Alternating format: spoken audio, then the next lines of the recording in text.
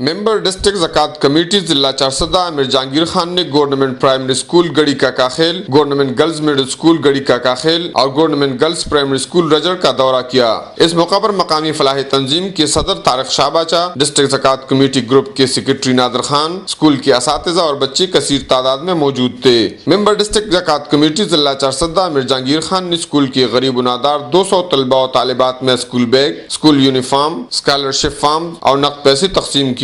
اس موقع پر مقامی فلاحی تنظیم کے صدر طارق شاہ باچا اور عامر جہانگیر خان نے اپنے خطاب میں کہا کہ ہماری کوشش ہے کہ کوئی بچہ تعلیم سے محروم نہ رہ جائے، غریب عوام کی خدمت ہمارا مشن ہے۔ انہوں نے کہا کہ ہماری خواہش ہے کہ ضلع چارسدہ کے تمام سرکاری اسکولوں اور دینی مدرسوں میں کمپیوٹر لیب قائم ہو۔ انہوں نے مزید کہا کہ غریب عوام کا حق وہ دلا کر ہی دم لیں گے اور اگلے پروگرام کے مطابق وہ بچوں کو مختلف کورسز میں مہارت حاصل کرنے کے لیے مفت ٹریننگ سینٹر بھی قائم کریں گے۔ کفایت اللہ، اے نیوز، چارسدہ۔